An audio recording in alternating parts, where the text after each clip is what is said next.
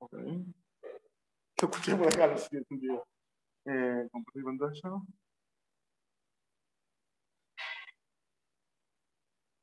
Compartir. Y ahora saco el chat. Vamos a agrandar el chat así.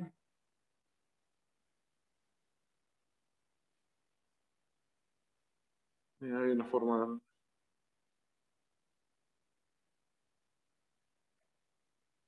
Bueno, no sé si tiene luz ahora.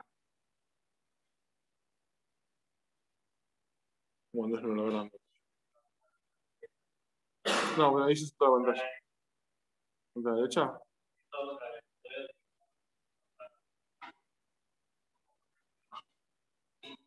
No estoy grande, ¿no?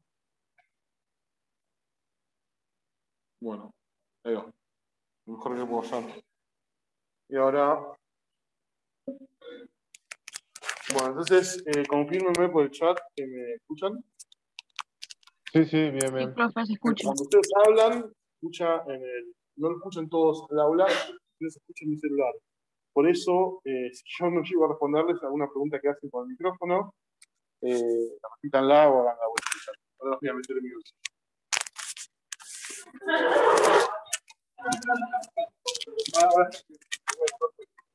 Entonces, te hago un tema que me afecta. ¿Vieron el saldo social?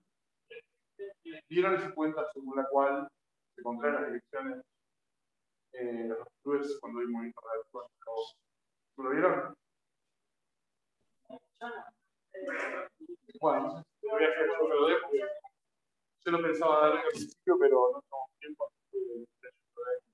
Bueno, entonces, lo que vamos a empezar a ver hoy es una parte importante de la materia en la cual básicamente vamos a cambiar el enfoque. Lo que vamos a hacer es vamos a buscar cantidades numéricas vectoriales que se mantengan constantes a lo largo del movimiento del cuerpo o del sistema de cuerpo.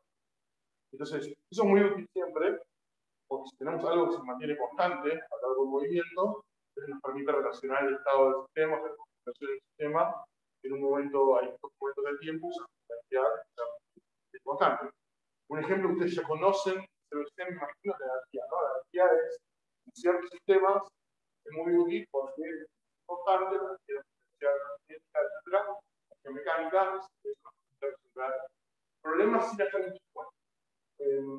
hoy vamos a empezar viendo otra cantidad comprobada, que se conoce como, hay varias formas de escribir esto. Una es cantidad muy mal. Sí. Escucha, puede ser mi voz. Sí. O sea, ok, no entienden nada. Profe, Sí, ahí que lo tiene adelante suyo, sí se escucha bien. Pero para entonces esto no está haciendo nada. Bueno, entonces lo que tengo que hacer es hablar con el celular como si estuviera hablando con una persona y sí. O sea, a eso. No, si no me lo pongo nada. Le hablo así, hola chicos. ¿Escuchan? ¿Ahí se escucha? Sí, ahí se escucha Bueno, listo, bien, sí. entonces hablo bueno. O sea, tengo cosas colgando todavía, esperen un segundo. Me siento como vieron Matrix, la escena que el chabón se arranca todos los cables. ¿De dónde viene? Bueno, que yo no estoy más listo. Bueno, entonces hacemos así, listo, se fue. Después veremos cómo le paso factura a las autoridades del departamento. Bueno, entonces, el compañero sugiere mandar un audio largo de WhatsApp, y eso es un poco diferido. Bueno, entonces, lo que vamos a ver es una cantidad de movimiento. Otra forma de llamarlo es momento lineal. Tiene varias formas de denominarlo. Y la idea es la siguiente. Nosotros tenemos, ya definimos cantidades cinemáticas como por ejemplo la velocidad y también definimos cómo obtener la masa inercial de un cuerpo. Entonces podemos combinar esas dos cantidades en algo que es P es igual a la masa por la velocidad. Y esto precisamente es lo que se llama momento lineal o cantidad de movimiento. Fíjense que la cantidad de movimiento es básicamente un vector, que en realidad es paralelo siempre a la velocidad, porque es un múltiplo de la velocidad, y es una especie de, si queremos interpretarlo físicamente de alguna forma, es una especie de masa en movimiento, ¿no? Es una idea del producto de la masa por la velocidad, es decir, eso aumenta a mayor cantidad de masa hay moviéndose, o a mayor velocidad se está moviendo esa masa, ¿está bien? Entonces esto puede ser muy grande, por ejemplo, aún si la masa es muy pequeña, no sé, si tenemos un electrón, por ejemplo, que tiene una velocidad muy, muy grande, aunque tiene una masa muy pequeña, o puede ser muy grande porque tenemos, no sé, un Boeing 747 moviéndose muy despacio, pero la masa es muy grande. Bien, bueno, entonces, ¿por qué sirve, digamos, para qué sirve definir esta cantidad? Por resulta ser que esta cantidad es muy útil, porque fíjense qué pasa si la derivamos. Entonces, tenemos una partícula moviéndose con una masa, con alguna velocidad v, y vamos a derivar cuánto vale la derivada respecto del tiempo de la cantidad de movimiento. O lo que es lo mismo, p punto, ¿no? Entonces, esto, por la regla de la cadena, es la derivada del primero por el segundo sin derivar, más el primero sin derivar por la derivada del segundo, ¿no? Bueno, acá, ¿cuánto vale? Tenemos un sistema que no cambia la masa en el tiempo.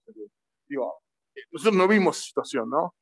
Y no vamos a ver tampoco esta materia. Pero esta masa, por ejemplo, podría ser, no sé, esto podría ser un carrito, al cual yo le voy tirando agua con una manguera, entonces la masa de ese carrito va aumentando con el tiempo, por ejemplo. Bueno, ese no es ese tipo de situación. Estamos hablando de una situación en la cual la masa es constante, entonces no cambia en el tiempo. Ese término que está acá, ¿cuánto vale? 0. Y este término que está acá, entonces es la masa por la aceleración. ¿Y eso qué es igual?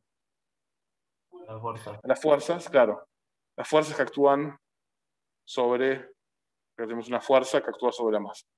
¿Ok? Entonces, llegamos básicamente a la ecuación que para una única partícula que está moviendo en el espacio, P punto es igual a, pongamos la sumatoria, es una letra fea, sumatoria, bueno, sí.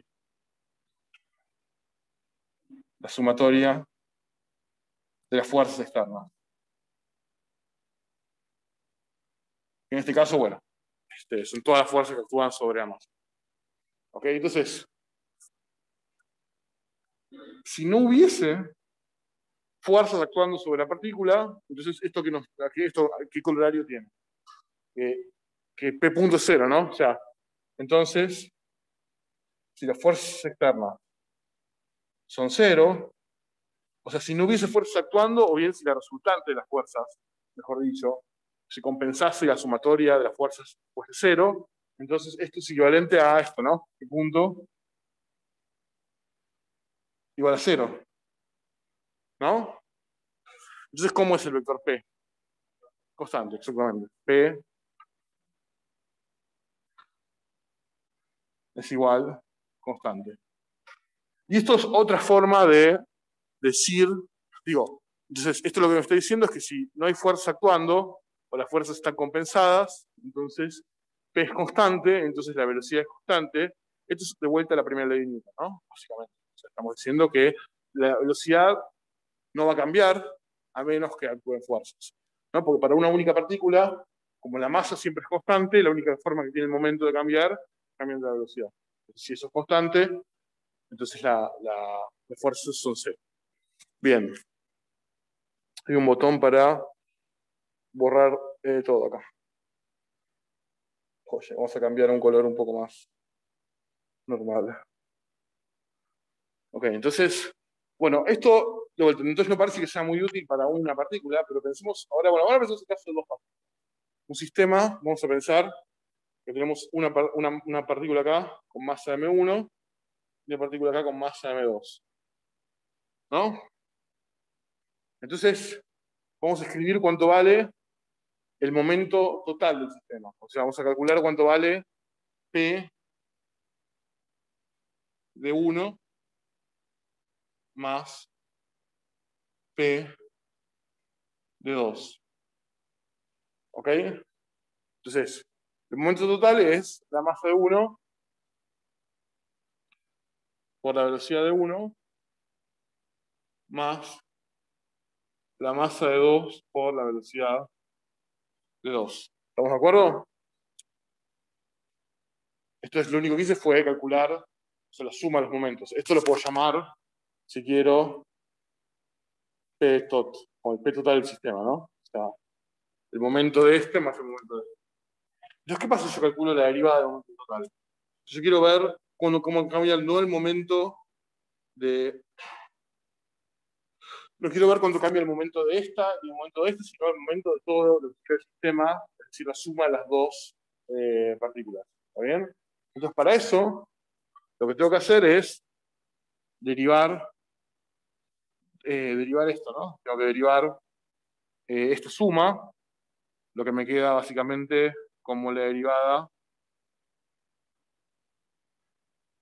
más. Entonces, esto lo que hice acá fue distribuir, ¿no? La derivada. Ahora, supónganse que en este sistema, por el sistema me refiero al conjunto de las dos partículas, no hay fuerzas externas actuando. Es decir, no hay fuerzas de afuera actuando. ¿Está bien? Las únicas fuerzas que hay son las fuerzas internas, lo que sería básicamente... Cambio de color. No. ¿No me cuesta cambiar de color, por favor? Las fuerzas estas, ¿no? Esta la vamos a llamar la fuerza hecha sobre 2 por la partícula 1, y esta la vamos a llamar la fuerza hecha sobre 1 por la partícula 2.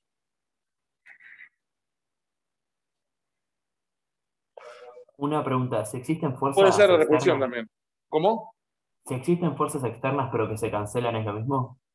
Sí, el compañero pregunta, estamos suponiendo que no hay fuerzas externas. El compañero pregunta, bueno, podría haber fuerzas externas pero que se cancelasen entre sí. Para lo que yo quiero mostrar ahora es lo mismo. Lo importante es que en este ejemplo que estoy dando, la resultante de todas las fuerzas externas es 0. ¿Ok? Entonces, como la resultante de todas las fuerzas externas es 0, las únicas fuerzas que actúan son, o sea, cuando calculo, digamos, lo que habíamos visto en el pizarrón pasado, es que la derivada de P1 es de las fuerzas que actúan sobre P1. Como no hay fuerzas externas sobre P1, digamos, en este ejemplo particular, entonces, o se cancelan las fuerzas externas sobre P1, entonces en este caso va a ser la fuerza hecha sobre 1 por 2, y lo mismo para este caso. Acá va a ser la fuerza hecha sobre 2 por 1. Entonces, esto que está acá, ¿cuánto vale? Esta suma que está acá. 0. Cero.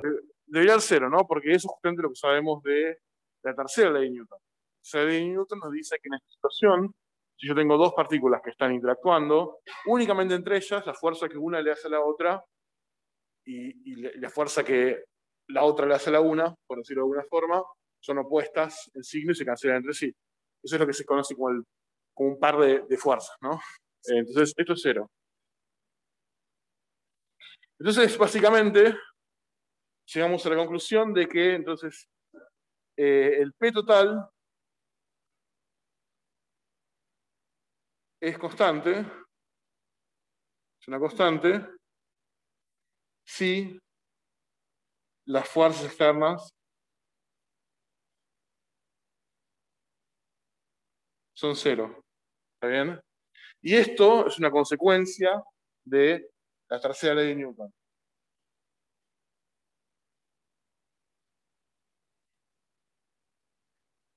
Algo que está hecho en el apunte, y yo los voy a dejar para que ustedes lo miren, es que si yo... Pues esto básicamente lo que hicimos fue, demostramos que vale esto, asumiendo que vale la tercera ley de Newton. Algo que se puede hacer es mostrar que estas cosas son equivalentes, es decir, asumiendo que vale esto, entonces demostrar que tiene que valer la tercera ley de Newton. Son equivalentes, es decir que el P total de un sistema de dos partículas se conserva, a menos que haya fuerzas externas actuando, eso implica la tercera ley de Newton.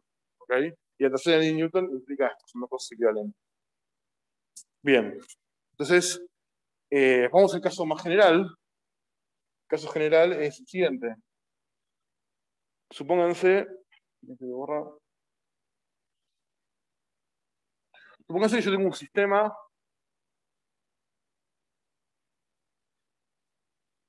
de n partículas. Entonces vamos a primero básicamente definir algunas cosas. O sea, el sistema básicamente, cada vez que hablemos de un sistema, vamos a hablar de un montón de masas. También una cantidad finita, o en principio infinita de masas, pero va a ser básicamente una cantidad de masas que la consideramos en principio en independencia del resto de las masas o partículas que pueden existir en el universo. O sea, tenemos un montón de masas, de hecho n, y tenemos un borde, o sea, tenemos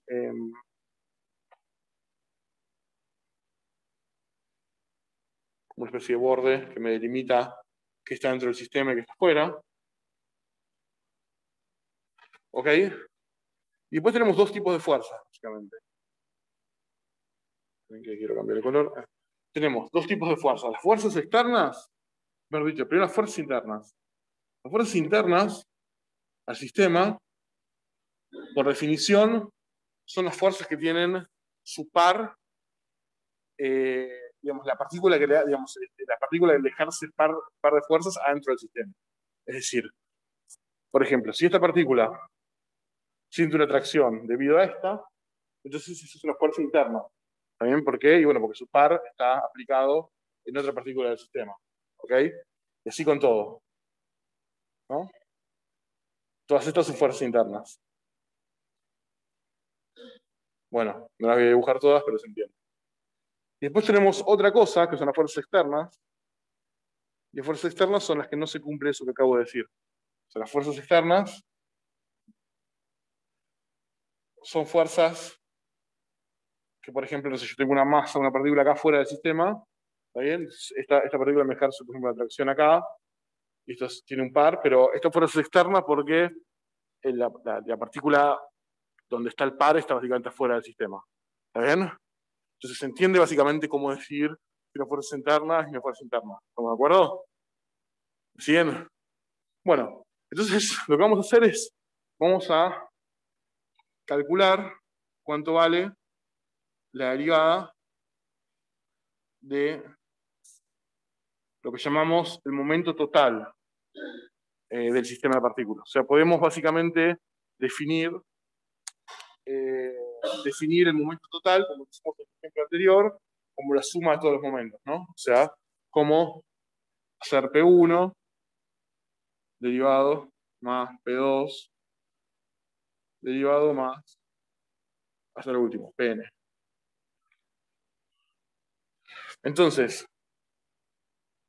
cada una de estas derivadas, básicamente, la puedo descomponer en dos términos, ¿no? O sea, la primera derivada de esta va a ser la fuerza que la partícula 2 le hace a la partícula 1, más la fuerza que la partícula 3 le hace a la partícula 1, y así con todas, hasta llegar a la fuerza que la partícula n le hace a la partícula 1. Estas son las fuerzas internas que actúan sobre la partícula 1. ¿De acuerdo? Siempre primero de los subíndices 1, porque dijimos que en la convención de las fuerzas primero aparecen subíndices de la partícula que está recibiendo las fuerzas. Emanuel Alfí pregunta, ¿las fuerzas externas no tienen par dentro del sistema? Exactamente. Esa es la definición de una fuerza externa. Blasi pregunta, ¿o tomás la de afuera y considerás par la de adentro? Bueno, sí. Bueno, entonces, pero esto no es lo único que tengo que poner acá, ¿no? Porque me faltan fuerzas posibles actuando sobre P1, sobre la partícula 1, ¿no? ¿Qué más tengo que poner acá? Para dar cuenta. Eso es cierto, pero por ahora estoy hablando de la partícula 1. Acá escribí todas las fuerzas internas que actúan sobre la partícula 1. Acá me faltaría un término que sea, vamos a ponerlo así, fuerzas, vamos a ponerlo sin su índice, tipo fuerza 1. Esto que está acá son todas las fuerzas externas, las sumatorias de fuerzas externas que actúan sobre la partícula 1. ¿Está bien? Se entiende que si yo cuando pongo acá la derivada de P1, tengo que poner todas las fuerzas que actúan sobre P1. Lo que está en el paréntesis son las fuerzas que me hizo la partícula 2, la partícula 3, la partícula n. Pero falta, si esta es la partícula 1, por ejemplo, puede haber una fuerza que sea externa al sistema y también lo tengo que poner acá. ¿Estamos de acuerdo? ¿Me siguen? O sea, son todas la sumatoria de todas las fuerzas que actúan. Bueno, lo mismo voy a tener que hacer entonces con todas en particular hasta llegar a la enésima, ¿no? Cuando llego a la partícula n, tengo la fuerza de la partícula n debido a la 1, más la fuerza de la n debido a la 2, más la fuerza de la n menos 1. Fíjense que acá yo no estoy poniendo un término en el cual se repitan los índices, porque en principio estoy considerando que una partícula no se puede hacer una fuerza a sí misma. ¿Ok? Eso es debatible, ¿no? Digo, ¿por qué una partícula no se puede hacer una fuerza a sí misma? Es un poco... digo, ¿por qué, por ejemplo, no sé, esta lapicera no se hace una fuerza gravitatoria a sí misma? ¿O se hace? Digo, ese tipo de preguntas no tiene sentido por una lapicera, porque una lapicera yo lo que sé es que está formada de varias moléculas que sí actúan. La pregunta es, y en una molécula tampoco tiene mucho sentido, porque una molécula está formada por átomos que entre sí actúan. En un átomo tampoco tiene mucho sentido, porque un átomo está formado por electrones, protones que entre sí también interactúan gravitatoriamente. Pero cuando llego al final de esa escalera, me encuentro con una partícula como el electrón, que supuestamente es una partícula fundamental, ya no tiene partes, sino que supuestamente es una partícula puntual, fundamental, que no se descompone por otras. Entonces la pregunta es, ¿el electrón se hace una fuerza gravitatoria a sí mismo, no? ¿O se hace una fuerza eléctrica a sí mismo, no? Y esas preguntas no son fáciles. De hecho, las preguntas de si, por ejemplo, cómo entender la fuerza eléctrica o magnética de un electrón a sí mismo, es una pregunta que seguramente escucharon hablar de Feynman, Richard Feynman, el físico, bueno, él ganó el premio Nobel de Física, entre otras cosas, por escribir una teoría que podía responder esa pregunta. Eso lo van a ver si cursan una optativa que se llama teoría cuántica de campos, van a ver este tipo de problemas. Bueno, Enzo González pregunta, profe, ¿podría volver a repetir la definición externa e interna? Sí, seguro. Una fuerza interna es una fuerza que tiene su par adentro del sistema. Suponete que el sistema somos todas las personas que estamos acá en el aula en este momento y tenemos sogas, ¿no?, entre nosotros, atadas. Entonces, siempre que la soga no se vaya a una persona que está fuera del aula, la fuerza que esa soga hace está atada a otra persona del aula y es una fuerza interna. Por digamos, si yo tiro de la soga, esa fuerza la va a sentir alguno de los estudiantes que está acá conmigo en el aula. Esas son fuerzas internas. Digamos, si yo tirase de la soga, la fuerza la sintiese alguien que está fuera del aula, diríamos que eso es una fuerza externa al aula. Esto es lo mismo. Las fuerzas internas son fuerzas que su par está adentro del sistema, o sea, su par está sobre una de las n partículas del sistema, en este caso son las que están marcadas con dentro de este perímetro celeste. Y las fuerzas externas son fuerzas que su par está fuera, cuyos pares es alguna partícula que está fuera de este perímetro, es decir, que no es una de las n partículas que están adentro del sistema. Porque ahora vas a ver, cuando termine esta cuenta, vas a ver que tiene sentido separarlas. O sea, lo que el compañero pregunta es, ¿qué ganamos? Digo, si todas son fuerzas que modifican el momento de P1, P2, etcétera, cada una por separado, ¿qué ganamos separando las cuestiones internas y las externas? Yo le respondí que ahora vamos a ver básicamente cuál es la gracia. Bueno, y por último tenemos para la Fn las fuerzas totales externas que actúan sobre Fn. Entonces, lo que hacemos con esto, toda esta cuenta que está acá, es reescribirla de la siguiente forma. Fíjense que yo acá tengo F12. ¿No? Bueno, cuando vaya a la ecuación siguiente, que no la escribí acá, pero la puedo escribir si quieren para ganar un poco de intuición. O sea, la primera ecuación esta es para Esta ecuación que está acá, la primera, es para P1. Podría escribir la que es para P2. La que es para P2 es, bueno, la suma es la fuerza de 2, 1, así hasta la fuerza de 2n más F2, y después sigue, y acá, bueno, siguen todas, y evidentemente acá tengo la n encima. ¿Está bien? Entonces, lo que yo digo es que acá tengo, en esta ecuación larga, tengo la fuerza F1, 2, y la puedo acompañar con su compañerita, que es F2, 1.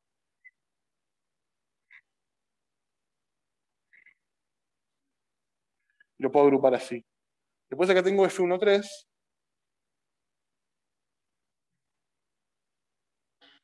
y cuando hubiese escrito la ecuación esta, para P3 me hubiese aparecido F de 3, 1, ¿no? Porque siempre me aparece su par. Cuando escribo si acá tengo 3, cuando escriba las ecuaciones para la derivada de P3, me va a aparecer esta al revés, las fuerzas que le hace 3 a 1.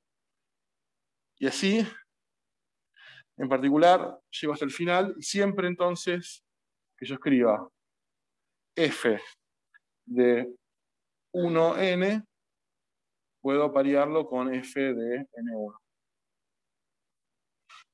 Yo no puedo hacer lo mismo con F de 2, ¿no? O con F de 1, está hecho todo, ¿no? Porque estos son todos los que tienen 1 como uno de sus índices. Ahora puedo obtener F de 2, 3, lo voy a parear con F de 3, 2, F de 2, 4, la puedo parear con F de 4, 2. Siempre entiende cuando aparece F de IJ en algún lugar posible está F de JI.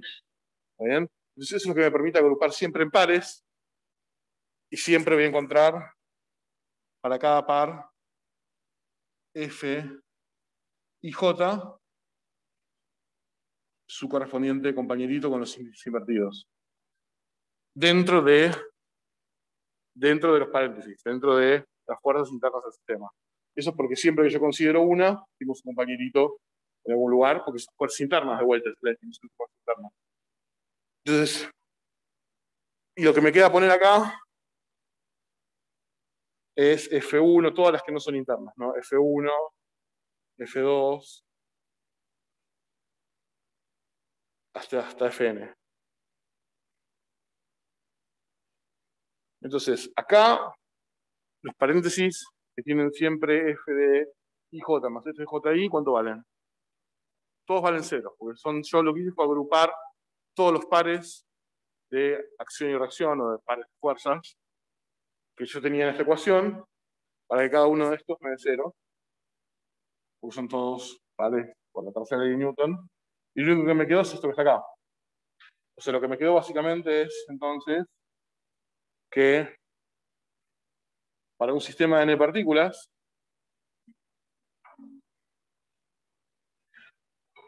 la derivada respecto del tiempo del P total es igual a la sumatoria de vuelta de las fuerzas externas al sistema. Ok, o sea, básicamente lo que hice fue, mostré que lo que había escrito en el pizarrón anterior para 2 partículas vale en realidad para un sistema de n partículas. Tengo 50, o sea, el sistema solar, por ejemplo, tiene un montón de partículas.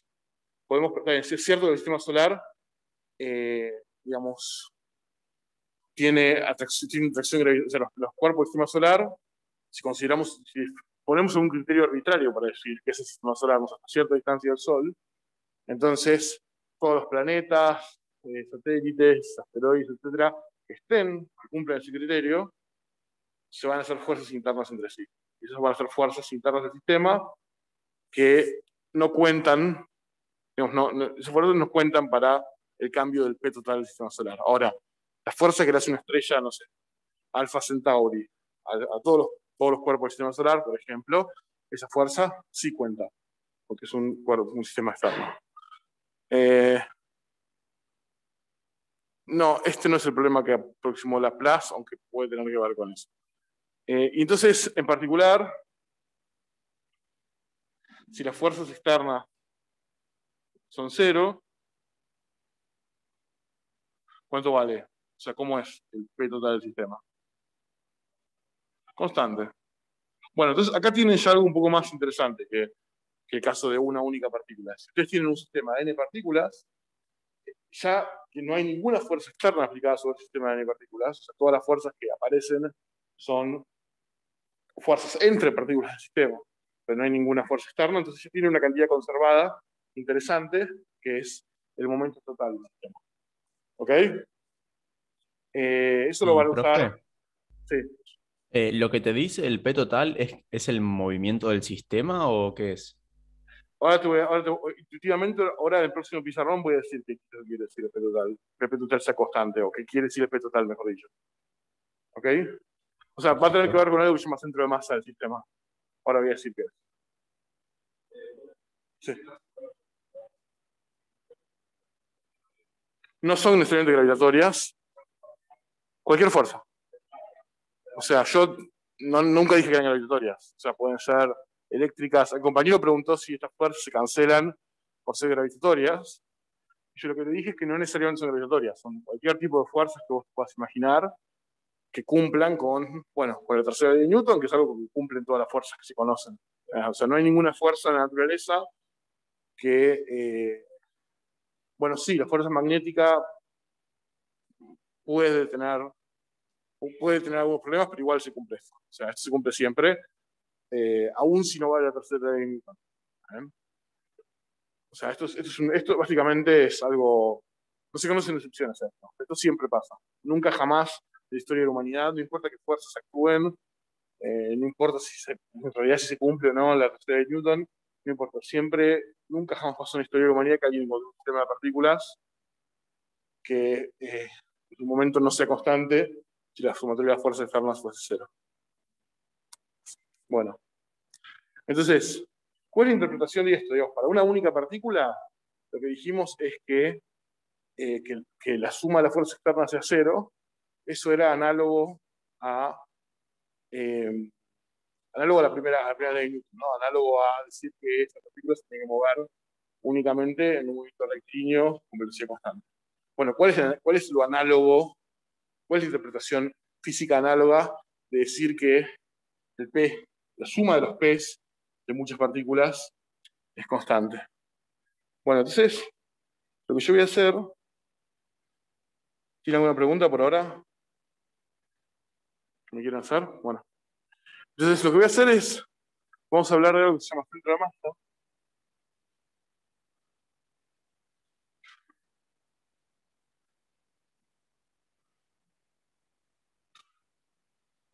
Entonces, yo lo que les voy a tratar de convencer es lo siguiente. Yo tengo un sistema de muchas partículas, ¿no? Cada uno tiene su velocidad.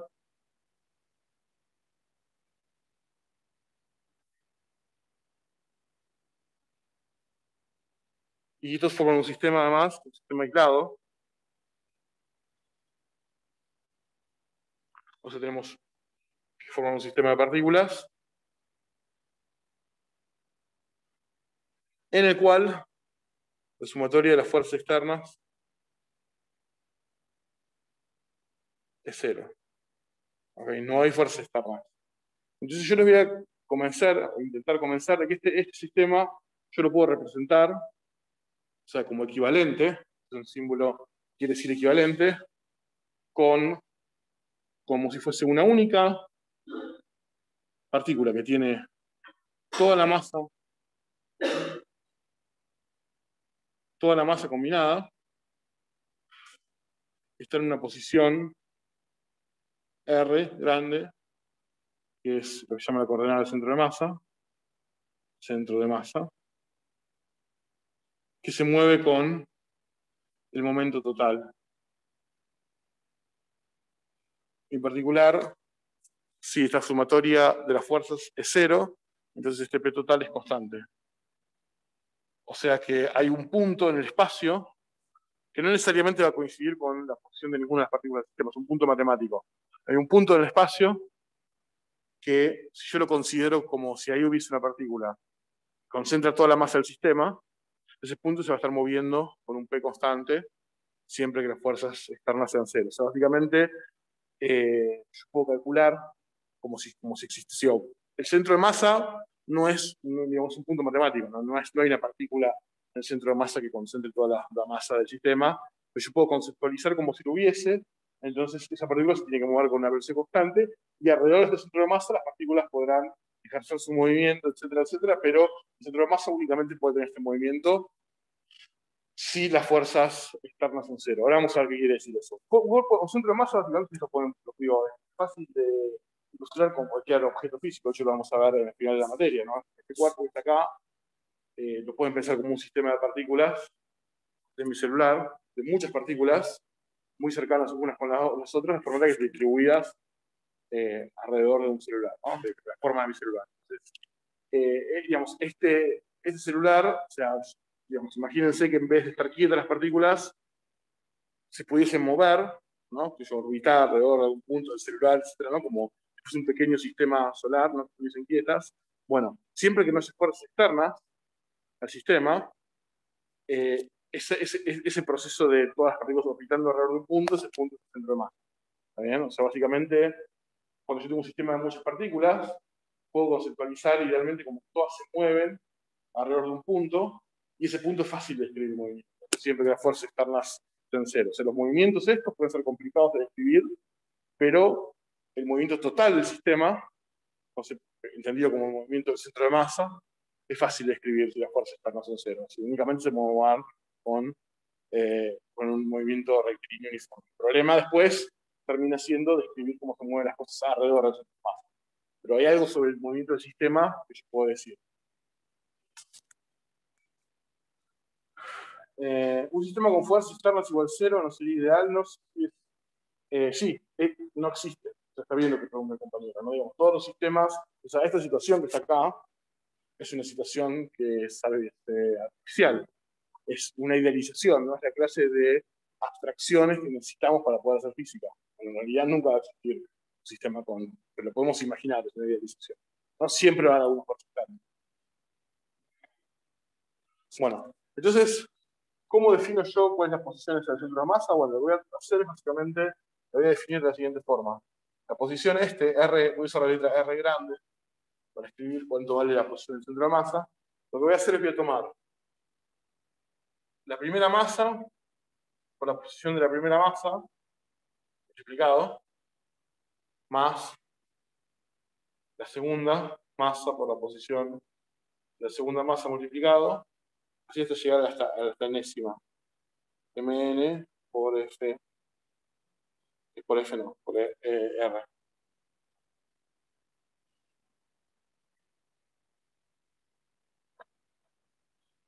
Por R no multiplicado. Y después todo esto lo voy a dividir por la suma de las masas.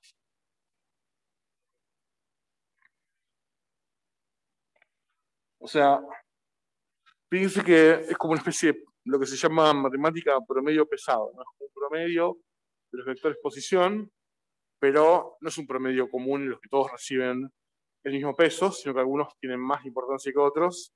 Esa importancia relativa está dada por la masa. Un cuerpo que tiene mayor masa, mayor coeficiente acá multiplicándolo, tiene mayor influencia en donde está la posición total del centro de masa. ¿Está bien?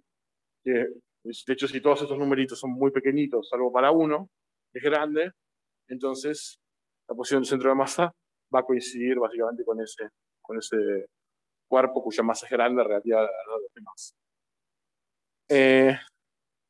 Otra forma de escribirlo esto más sucintamente es la sumatoria de las masas MI por RI sobre la sumatoria de las masas. Y otra forma todavía más sucinta de escribirlo es hacer la sumatoria esta y usar la letra M grande para escribir que M grande es la sumatoria de las masas. ¿Ok? Entonces, llegamos a esta definición. ¿Cuál es digo, ¿por qué yo adopté esta definición? ¿Cómo me es útil haber adoptado esta definición? Bueno, para entender por qué es útil, lo que vamos a hacer es derivarlo. Vamos a calcular cuánto vale la derivada. O sea, ¿cómo, digamos? Estamos de acuerdo que esto que está acá es la descripción de un punto del espacio. ¿Okay? La posición del centro de masa es básicamente cómo en el sistema de coordenadas estoy describiendo mi sistema, encontrar un punto particular. ¿Okay? Eso es todo lo que estoy diciendo. De momento, matemáticamente es eso. ¿Está bien? Es cómo combinar las posiciones de las masas del sistema para encontrar una posición particular, pero voy a mostrar que tiene propiedades interesantes. Entonces, ¿qué pasa si yo derivo, calculo la derivada del centro de masa, la primera derivada? Bueno, entonces acá tengo que derivar lo que está arriba y lo que está abajo, pero la única cosa que cambia ahí son las posiciones, ¿no? Las masas son constantes y la masa total también es constante. O sea que esto que está acá es la sumatoria de MI por RI punto sobre M. ¿No?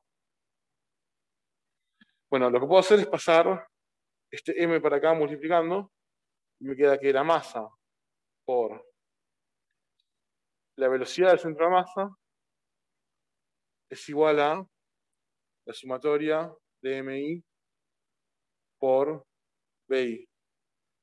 ¿Y esto qué es igual? Este término está acá. M1 por B1 más M2 por B2. El momento total, ¿no? Entonces fíjense que el centro de masa, entonces, cumple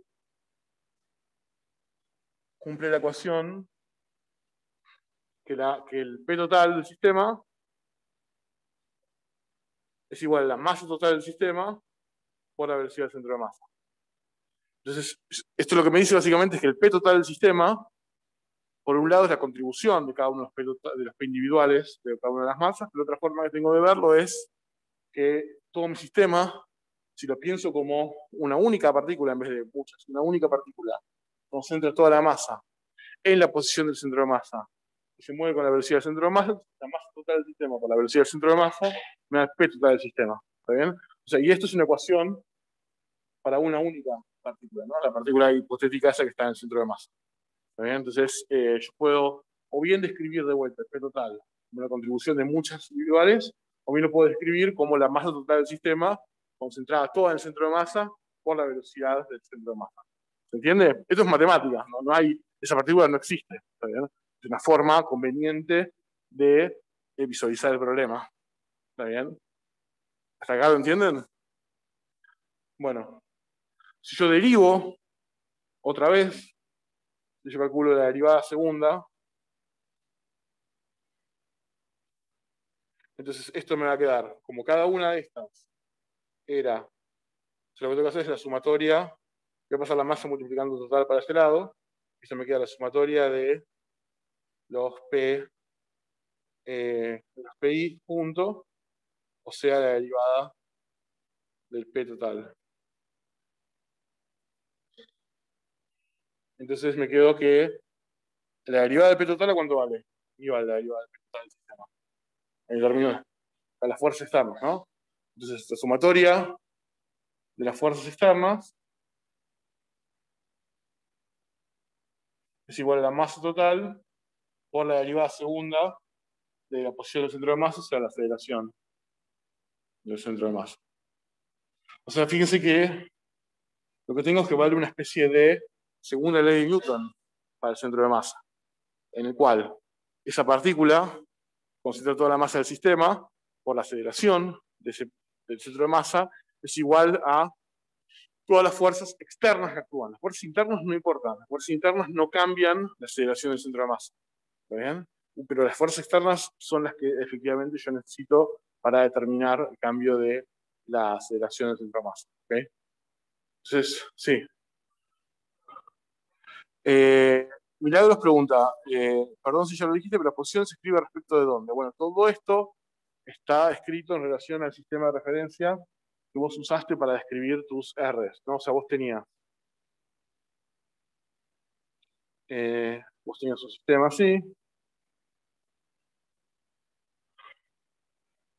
a un origen acá, y tenías acá un montón de partículas con sus posiciones desde este punto.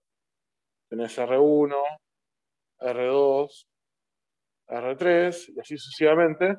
Entonces, cuando vos haces la cuenta, esta la cuenta de esta que está acá, eso te va a dar en algún lugar un vector desde este mismo origen, que es la posición del centro de masa. Que es básicamente, de vuelta, como la posición promedio de todas las masas del sistema, pero ese promedio está pesado por la importancia relativa de cada masa, mayor masa, mayor importancia, ¿no? O sea, si todas las masas son iguales, entonces básicamente está en el centro geométrico del objeto. Por ejemplo, el celular, si la densidad del celular, que no es cierto, es constante en el espacio, entonces el centro de masa va a estar en el medio del celular y acá en el medio de la altura. Va a estar como homogéneamente en el centro geométrico del cuerpo. El promedio de todas las posiciones del cuerpo. Por supuesto que eso no siempre pasa. Por ejemplo, el Sol y la Tierra,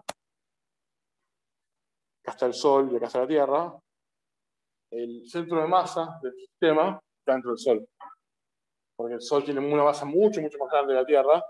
Entonces, cuando calculo el promedio pesado de la masa del Sol por la posición del Sol, más la masa de la Tierra por la posición de la Tierra, eso te queda bastante cerca del centro del Sol. Si estos cuerpos fuesen del mismo tamaño, y más, no del mismo tamaño, de la misma masa, tendría que quedar exactamente la mitad, ¿no? Sí. Sí. Yo tengo un sistema común de partículas, y yo tengo una partícula que tiene una masa muy pequeña, no interactúa. Yo le aplico una fuerza en la partícula esa que saca disparada. Sí. Afectaría muy poco a esa partícula, ¿no? Porque si vos lo que me estás diciendo es que sobre alguna de estas que está acá le metes una fuerza que cambia mucho esa posición, claro, pero sí, claro. Le aplicaría un poco más a la masa, porque si la masa es peor, afectaría más. Claro, lo que dice el compañero, supónganse que yo tengo, sí es cierto, lo que dice el compañero, yo tengo un sistema de N partículas, donde una de ellas tiene una masa muy pequeña, entonces si yo a esa partícula le aplico una fuerza externa y la alejo muchísimo, le cambio la posición muchísimo, eso no va a importar mucho en relación al centro de masa, dependiendo de cuánto sea muchísimo, ¿no? Porque, o sea, a ver, pongamos un ejemplo, no sé, no es lo mismo decir, bueno, es un electrón, yo alejo el electrón 1 kilómetro a lo alejo 200 años luz, digamos. O sea, es un promedio pesado, donde tenés un término que es la posición y un término que es la masa. Si la masa es muy pequeña, eso te da libertad para alejarlo bastante, sí que la posición del centro de masa cambie mucho, pero a un punto puede empezar a afectar simplemente porque ya lo alejaste un montón más. Entonces, de vuelta, ¿no? ¿Qué tanto lo podés alejar si que el centro de masa se ve afectado? Es básicamente dado por la masa. Si es poca, puedes alejarlo mucho. Si no. Bien. Entonces, ¿qué hora es?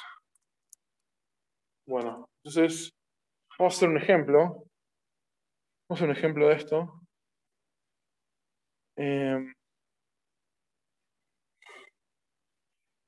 Vamos a borrar acá.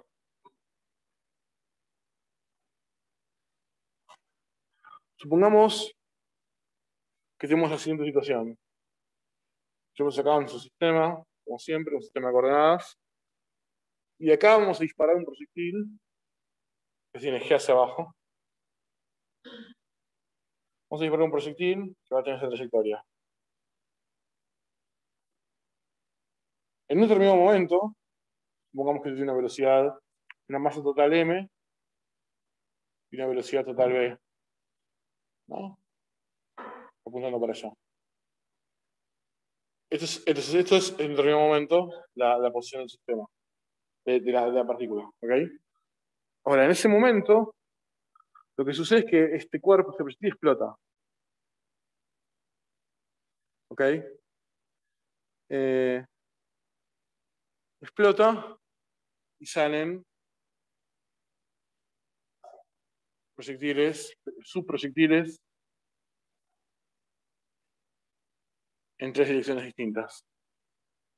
M1, B1, M2, B2 y M3, B3.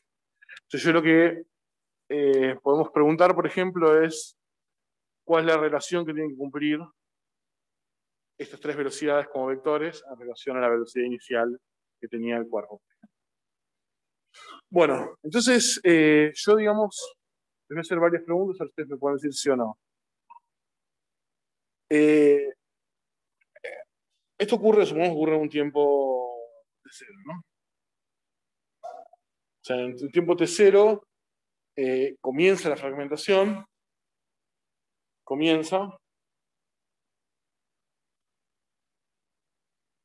y después termina, o sea, vamos a poner que comienza la fragmentación en un tiempo T0 y termina en un tiempo T1. Entonces, antes de que ocurra esta explosión del cuerpo, ¿se conserva el momento total de la masa esta M total?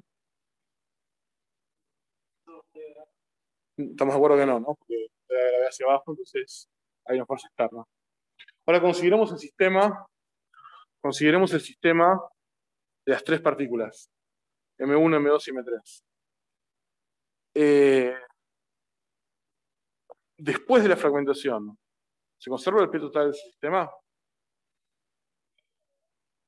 No, estamos de acuerdo, ¿no? O sea, si digo después de la fragmentación, consideramos el sistema este, entonces el P total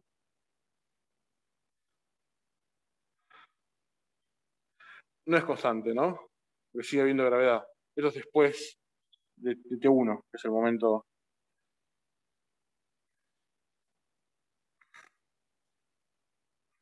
Bien. Es más, supongamos que calculamos la posición del centro de masa, ¿no? De esas tres partículas. Y eso lo llamamos R. Entonces, la masa total del sistema, M, por R dos puntos, ¿a qué es igual?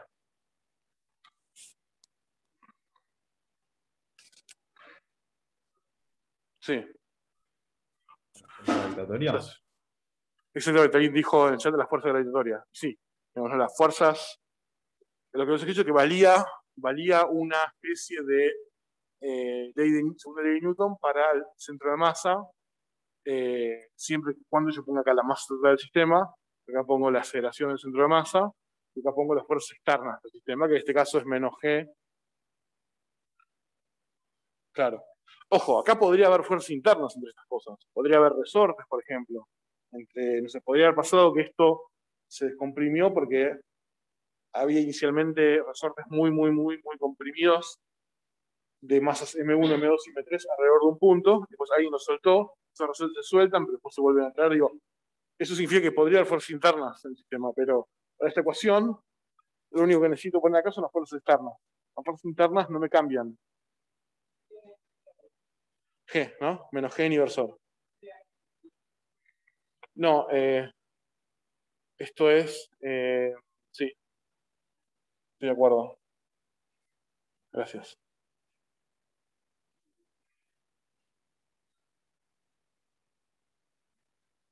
Ahí estamos. Entonces, si yo tuviese que dibujar el centro de masa, cómo va a continuar su movimiento de esta fragmentación, ¿cómo lo dibujaría?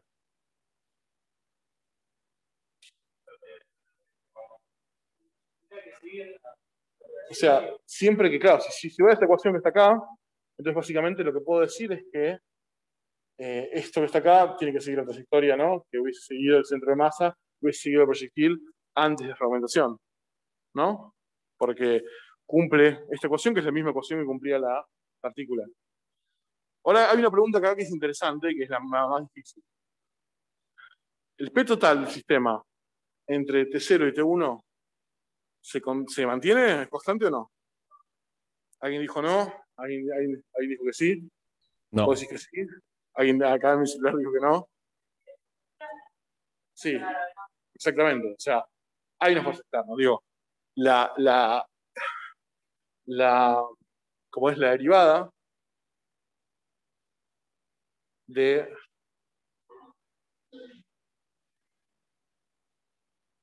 P total, cuando vamos a derivadas, vamos a usar puntitos.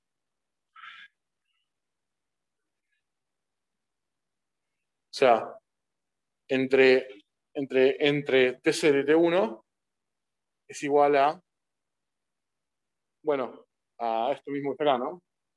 Menos mg. ¿Ok? O sea, la derivada es igual a la fuerza que interactúa, de la fuerza externa. Ahora, lo que pasa es que el compañero tampoco estuvo muy mal lo que dijo. ¿Por qué? Por lo siguiente, fíjense que este P total, yo, digamos, la derivada la puedo aproximar como el P final, o sea, en el momento, vamos a ponerle, perdón, me voy a cambiar de letras para que quede un poco más parsimonioso. Vamos a ponerle T inicial y T final.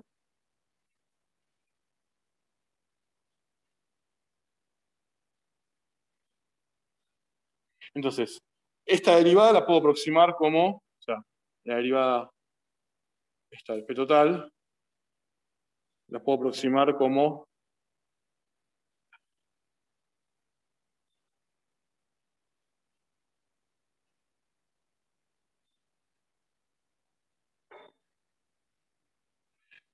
si Tf menos Ti es chico entre comillas, ¿no? O sea, lo que estoy diciendo es que si este intervalo de tiempos, T delta T, ¿no? Tf menos Ti es muy pequeño, entonces esto es prácticamente el cociente incremental, ¿no? Porque estoy dividiendo algo o sea, el momento entre dos movimientos sucesivos por un diferencial de tiempo muy pequeño. ¿Está bien? Y esto es, bueno, esto es la fuerza externa. Lo que es lo mismo, puedo concluir de esto que Pf menos Pi es igual a, multiplicando Tf menos Ti por la fuerza externa. Y esto que está acá, de vuelta, si el intervalo de tiempo Tf menos Ti es muy pequeño, como suele ser en el caso de una explosión, entonces esto es un numerito muy pequeño, casi cercano a cero, multiplicado por esto, que es básicamente la masa del sistema por la aceleración de la gravedad, y es un número que no es independiente del intervalo de tiempo o sea, constante en ese intervalo de tiempo. Si esto se hace muy pequeño, se mantiene constante, solo tiende a cero, por algo que se mantiene constante, y todo esto es aproximadamente cero. O sea que estas cosas son aproximadamente iguales.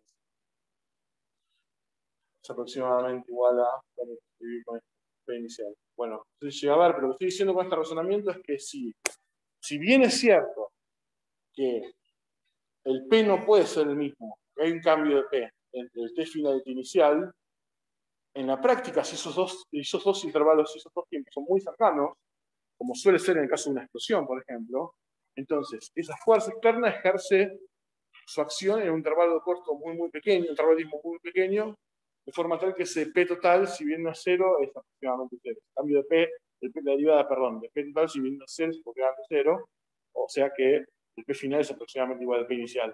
Solamente si ese P final menos P inicial, está muy cercano entre eso. ¿Se entiende?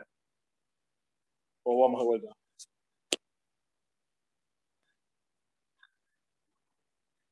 ¿Se entendió lo que estoy diciendo? Bueno, perfecto. Entonces, yo tengo una duda. No entiendo de base por qué hiciste esto. Entiendo lo que hiciste, pero no entiendo por qué. Ahora te voy a decir por qué lo hice. Porque entonces, si yo quiero, por ejemplo, no sé, yo tengo esto, ¿no? Tengo acá el cuerpo. Tengo las velocidades M1, B1 de los fragmentos, ¿no? M2, B2 y M3, P3. Entonces yo puedo escribir la siguiente ecuación, si eso es válido.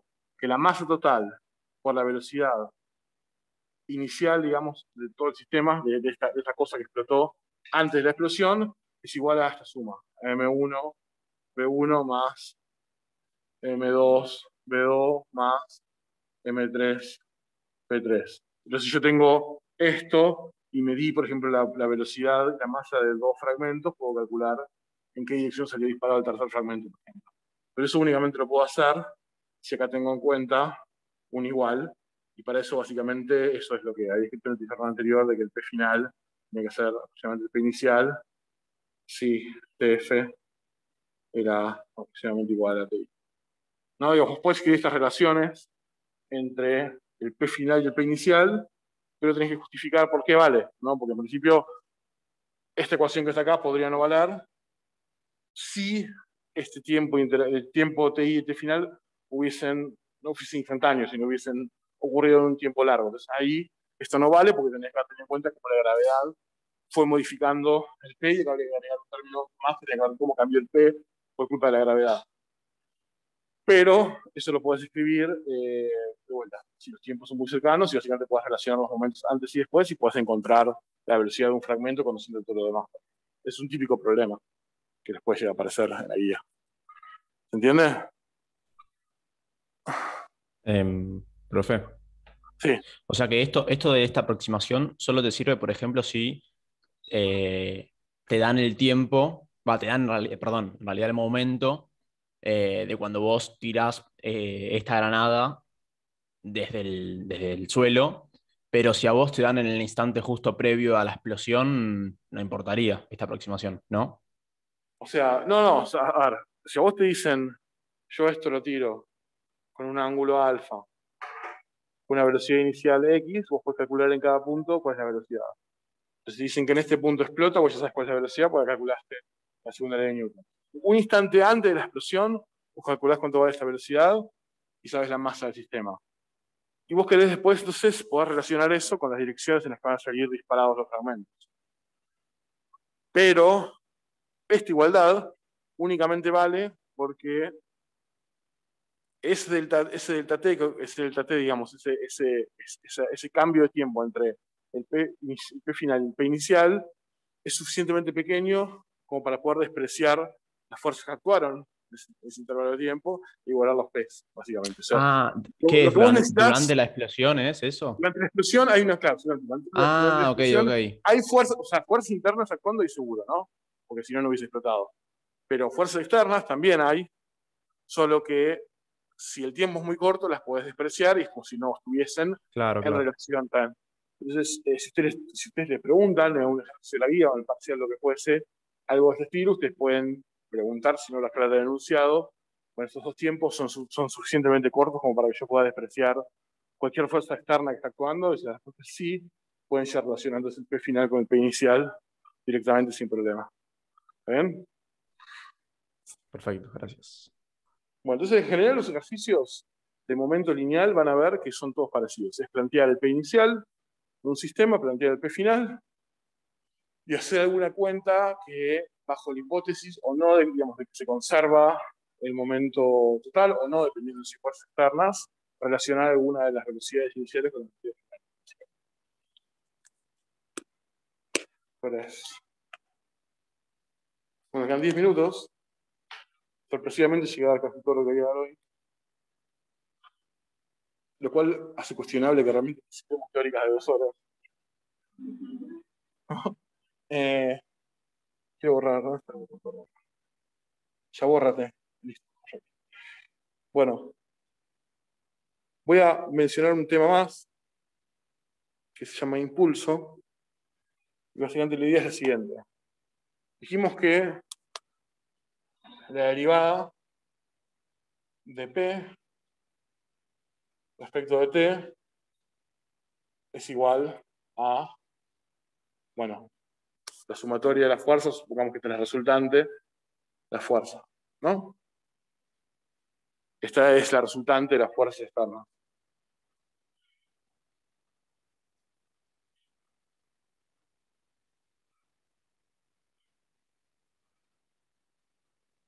Entonces yo lo que puedo hacer es, ese viejo, o viejo no, tu caso de tratar los diferenciales como si fuesen deltas, asumiendo que en realidad son deltas y que más adelante voy a tomar el límite.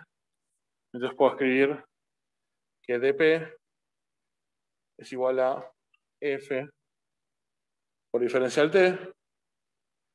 Entonces, si yo tengo que, hacia acá la fuerza me la dan como función del tiempo,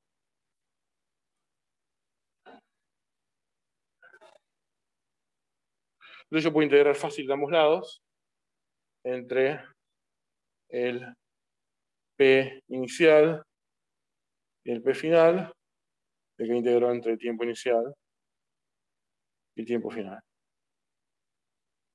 O sea que esto que está acá, del lado izquierdo me queda el delta P, ¿no? Porque me queda, acá tengo la derivada de P, estoy acá como la función 1, integrada respecto de P entre P final y P inicial.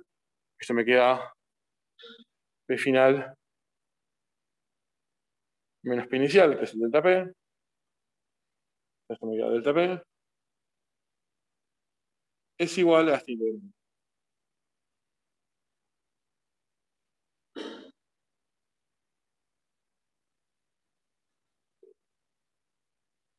Ese integral se conoce como el impulso, si no me equivoco.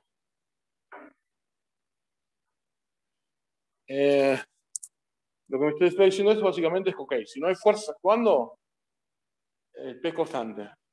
Si hay fuerzas actuando, ya no es P constante, cambia el P.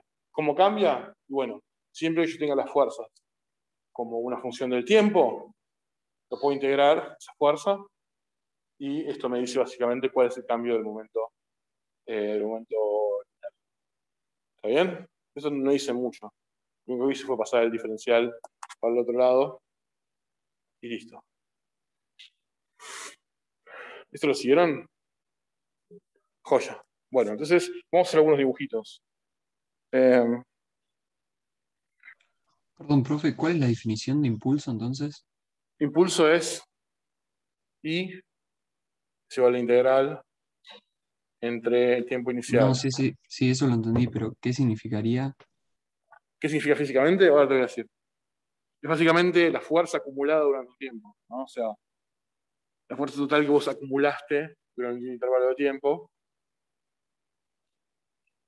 Eso me da el impulso, que es igual al delta P. Ahora físicamente va a quedar claro unos dibujitos. ¿Está bien? Entonces, ¿qué significa esto? Bueno, significa lo siguiente, ¿no? Supónganse que yo tengo una fuerza, que me da como fuerza con función del tiempo, que es una cosa así. Esto es T, y esto es F. Entonces, esta área, ¿no? El área entre el tiempo final en que dura, en que está aplicada la fuerza, el tiempo inicial, o sea, la interacción dura un determinado tiempo. Acá llamamos interacción básicamente al tiempo ese que está prendido la fuerza F. Ese intervalo de tiempo donde está prendida la fuerza F lo llamamos la interacción que ocurre. Y entonces en ese intervalo de tiempo, entre T final y T inicial, y yo integro la curva de la fuerza F, eso me va a dar cuánto cambió el momento. ¿Ok? Voy a escribir ahora cómo se ven algunas de estas curvas para algunos ejemplos particulares. Uno en particular es el caso de, supóngase que tienen una pelota y la sueltan, ¿no? La pelota rebota y sale en la dirección contraria. La pelota rebota, digo, la pelota inicialmente está así, inicial, y después en el tiempo final, en un tiempo posterior, final, está apuntando con la dirección, con la dirección hacia arriba, ¿no? O sea, la pelota inicialmente está cayendo y en un tiempo posterior la pelota está subiendo. ¿Bien? Entonces, esto no ocurrió instantáneamente. O sea, no es que la pelota llegó hasta acá y de golpe, como si fuese un espejo, su vector de velocidad cambió. Sino que acá hubo una interacción que duró un tiempo determinado. Ustedes lo miran. De hecho, hay videos en YouTube muy simpáticos con pelotas de golf. Las pelotas de golf parecen un objeto sólido, pero en realidad es bastante elástico. Si uno con una cámara de alta definición mira cómo es la interacción de una pelota de golf con una pared, lo que va a ver es que, con un piso, lo que va a ver es que la pelota se empieza a aplanar así, y después como que se recupera la forma, y es como que en el tiempo que dura la interacción se deforma de forma tal que, ¿no? Obviamente, la dirección del movimiento se hace más chata, casi como un resorte, y después es simétrico, puedes recuperar la misma forma después de que llegó a la mínima anchura o altura y sale disparada en la dirección opuesta con una velocidad que no va a ser exactamente igual, porque se va a perder algo por disipación, pero si es una buena pelota, va a ser parecida a la velocidad final en dirección contraria. No sé si algunas vieron algunos de estos videos, pero pueden buscarlos. Entonces, lo que me está diciendo esto es que esta interacción ocurre en un tiempo inicial y un tiempo final. ¿Y cómo es la forma de la fuerza? Bueno, lo que se ve básicamente es que la forma de la fuerza por una interacción de este tipo es así. Primero, la fuerza empieza a actuar muy de golpe. O sea que prácticamente para un objeto macroscópico podríamos decir que la derivada de la fuerza respecto del tiempo es infinito. Porque la fuerza en un tiempo no está actuando y un tiempo después sí está actuando. Entonces esto crece casi como para arriba. Y después tiene una forma que es así, llega a un máximo, ese momento donde la pelota está más comprimida, que es donde más fuerza está sintiendo, y después esto es simétrico y vuelve así, y esto es básicamente el tiempo final de la antireacción, es el tiempo inicial. Los que ustedes hacen la integral de esta área, si esta velocidad era b, entonces, digamos, en módulo, entonces esta integral debería darle 2 veces la masa por la velocidad, que es el cambio de momento, ¿no? Porque el cambio, digamos, y también estaba para abajo, hasta para arriba, entonces es el módulo 2mb. ¿Se me siguen? Esta integral que está acá. ¿Está bien? ¿Les parece razonable esa forma de la curva? ¿Cómo? Bueno, sí, ya digo, depende de... En realidad, esas teorías vos nunca las vas a hacer en la materia porque no conoces esta fuerza con el tiempo. Podés aproximarlas, es un problema interesante. Es un problema que yo, de hecho, lo tengo hecho en alguna clase, creo que lo había pasado, están los apuntes. Podés suponer que tu pelota es una masa con un resorte unido, está inicialmente con el de cero. ¿No? Entonces esto ya te dice cómo es la interacción, porque esta masa nomás toca, este resorte se empieza a comprimir, llega a la máxima compresión y después sale para arriba. Entonces esto va a ser básicamente un cuarto de onda sinusoidal. O, ¿no? Las funciones geométricas son así, bueno, va a ser un cachito de esto. ¿Está bien? Va a tener esta forma. Ese problema es complicado. De hecho, no sé si sabes, para el problema de una partícula que cae interactuando incluso con una fuerza elástica, creo que no salen las cuentas. Pero si lo consideras como, por ejemplo, con una pared, así como moviéndose de costado, ahí sí salen. Acá porque la gravedad apunta hacia abajo, te complica un poco las cuentas, pero si vos consideras una partícula que viene para allá y choca contra una pared con un resorte, pues las cuentas salen perfectas y podés integrar entre dos zonas un fragmento de coseno y te va a dar el delta. Y podés verificar que esta ecuación vale. Eso está hecho, creo que lo hice, si no lo hice en la teórica de cuadrille pasado, debe estar en la punta. Nahuel preguntó si lo explico de vuelta. Tenemos un problema, un montón de cosas, ahora no sé qué parte. ¿Cuál parte, Nahuel, que explique de vuelta? 2mb. Sí. O sea, esto que está acá, no hay mucho que explicar. Esto es lo que yo estoy diciendo cómo vale la forma de la fuerza, con función del tiempo. Entonces, lo justifiqué diciendo más o menos, ¿no? que la fuerza empieza a actuar de golpe, o sea que esto empieza casi vertical, obviamente tiene un máximo, y obviamente simétrico, porque esta es la forma típica. ¿Por qué da 2mb? Bueno, el delta P.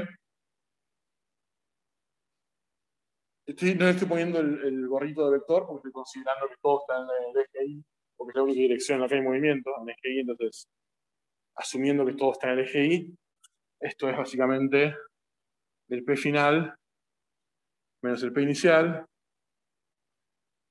¿está bien? Y el P final, si pones un vector para arriba, y vale mb, porque sale disparada para arriba la pelota, menos, y originalmente estaba hacia abajo, menos mb. Como menos por menos es más, te queda mb más mb, o sea 2mb. Es el cambio que hay en el momento total, tomando Iversor hacia arriba, ¿no?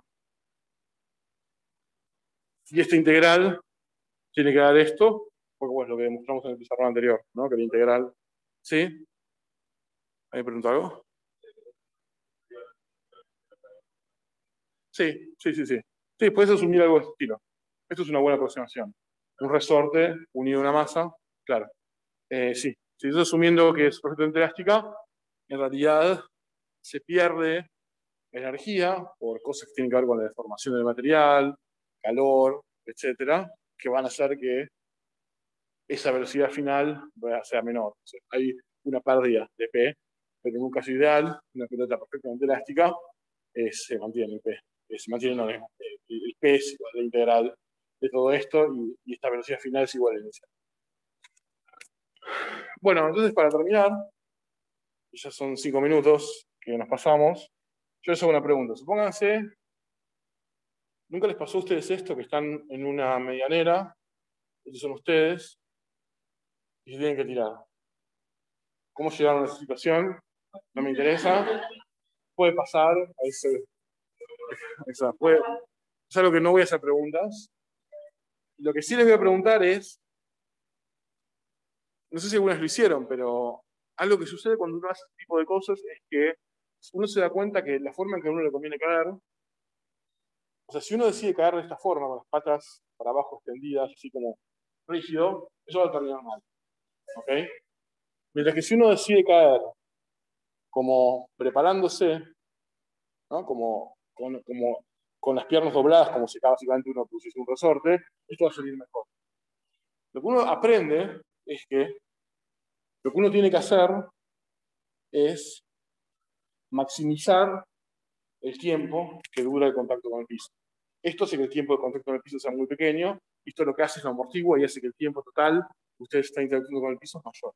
¿Y por qué eso? ¿Por qué eso conviene?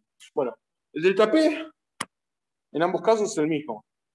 No depende. El delta P siempre es el mismo. Digamos. Ustedes llegan con la misma velocidad abajo y después de interacción terminan con velocidad cero. ¿Okay? Eso va a pasar. Ustedes van a terminar con velocidad cero, no tienen decisión. Y además van a llegar a una cierta velocidad que tampoco tienen mucha, a menos que sean tipo Batman, que tengan una capa o algo que no. O sea, pero si ustedes se tiran así, con ropa normal, sin un traje bizarro, van a llegar con la velocidad abajo, independientemente de lo que hagan. Hay estrategias, capaz no para esta caída, digamos, capaz para caídas más largas, no sé.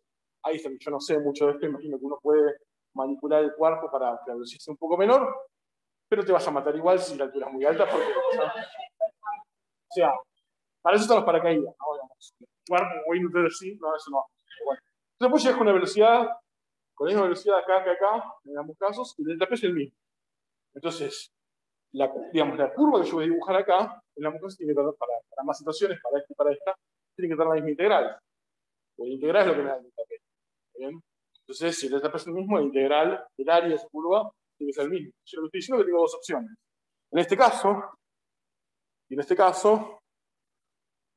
en el primer caso yo tengo un T final y un T inicial bastante cercanos. Yo tengo una curva que me da una cosa así, y esta integral obviamente me tiene que dar lo mismo que el caso que están más separados, ¿no? Entonces, ¿cuál es la diferencia principal que hay entre esta situación y esta? La fuerza máxima. En esta situación, vos en un momento determinado de interacción estás sufriendo una fuerza máxima altísima, que es este pico que está acá. Y eso es lo que te quiebra las piernas, obviamente, si saltás así. En cambio, en este caso, también te quiebra las piernas, pero menos. ¿Por qué? Bueno, porque la fuerza máxima es menor. Entonces, eso es lo que los gatos van a hacer, sin haber visto la clase de impulso, lo cual hace dudar de que la física, digo, ¿no? Porque la física de los animales efectivamente la maneja. O sea, el gato no sabe que tiene que la fuerza máxima, pero intuitivamente lo hace igual. Nosotros también. Y hay situaciones en las cuales, por ejemplo, los fabricantes de autos. ¿No? Los autos, yo recuerdo cuando era chico, mi viejo siempre decía, los autos de ahora son una porquería. Se chocan y quedan todos como formados. Eso no es malo. Para eso decimos, están hechos para que eso pase, justamente. La idea es que si vos chocas con un auto, ¿no? El auto se parte como si estuviese hecho de cristal, estás más en esta situación que en esta. Si el auto es más plástico y la interacción dura más tiempo, el auto se va a como comprimir gradualmente, y vos vieron esos muñequitos que meten, los alemanes les encanta hacer eso, meten esos muñequitos que parecen personas, como no lo pueden hacer con personas de verdad, porque los alemanes ya no hacen este tipo de cosas, meten muñequitos así, y los miran y pues, se divierten con todo el muñequito. Bueno, esos muñequitos sobreviven mucho mejor, o sea, los muñequitos están muertos, no sobreviven, pero se dañan menos en esta situación que en esta. O sea, si las fuerzas máximas, y por eso lo que hay que hacer es que el tiempo que dure el choque sea mayor. O sea, paradójicamente, mayor tiempo el auto está interactuando, comprimiendo, deformando, mejor es para los habitantes de la UTE. Bueno, entonces esto es todo lo que les quiero contar de fuerzas. Entró en una hora, por suerte. Así que les voy a ceder a la gente de la práctica. Voy a parar de grabar.